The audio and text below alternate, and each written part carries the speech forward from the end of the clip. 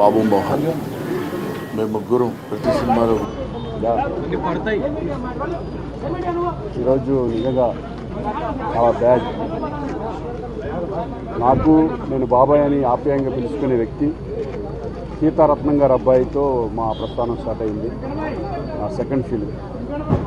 అక్కడి నుంచి ఎన్నో సినిమాలు ఆయనతో ఉన్న నాకు అనుబంధం కానీ ఒక ఫ్యామిలీ పర్సన్గా మొన్న కూడా ఈ మధ్య కూడా ఎప్పుడు కూడా ఫోన్లో మాట్లాడుకుంటూ ఆయన ఆరోగ్యం బాగోలేదు అని తెలిసి కూడా ఎప్పుడు మాట్లాడుతూ ఉంటాం. బాబాయ్ బాబాయ్ అని పాపయ్య చూపించిన వ్యక్తి ఈరోజు గొప్ప ఆర్టిస్ట్ లేరు అనేది నిజంగా జీర్ణించలేకపోతున్నాం. అటువంటి గొప్ప వ్యక్తి గొప్ప ఆర్టిస్ట్ మా ఇండస్ట్రీకి దూరమైనందుకు మేము చాలా బాధపడుతున్నాం. ఆయనకి ఆయన ఆత్మకి శాంతి చేకూరాలని మనస్ఫూర్తిగా భగవంతుని కోరుకుంటున్నాను. అలాగే వాళ్ళ కుటుంబ సభ్యులందరికీ కూడా నా ప్రగాఢ సానుభూతి చేస్తున్నాను. ఎందుకంటే ఈ టైంలో ఇంకేం మాట్లాడలేం. ఎందుకంటే రెగ్యులర్గా ఎప్పుడు కూడా మాట్లాడుకునే వ్యక్తి ఈరోజు మా దగ్గర లేడనే బట్టి చాలా బాధగా ఉంది.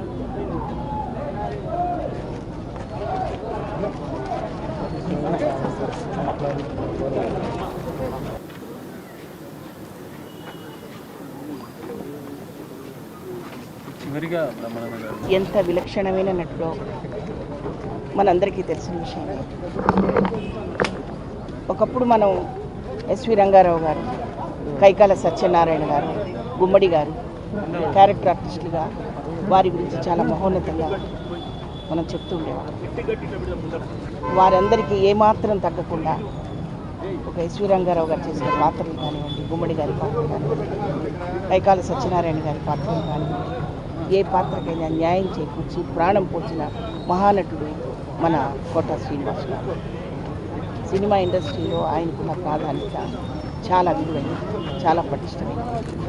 అటువంటి గొప్ప నటుడితో నేను కూడా ఒక 8 సినిమాలు ఆయన కాంబినేషన్లో యాక్ట్ చేయడం, ఆయన నాకు మామగారిగా, తండ్రిగా, కో ఆర్టిస్ట్గా కొన్ని సినిమాల్లో పనిచేయడం జరిగింది. ముఖ్యంగా స్టేజ్ నుంచి వచ్చిన ఆర్టిస్టులకి ఆయన ఎంతో ప్రాధాన్యత ఇచ్చేవారు. నేను స్టేజ్ ఆర్టిస్ట్గా సినిమా ఇండస్ట్రీకి వచ్చినందుకు ఆయన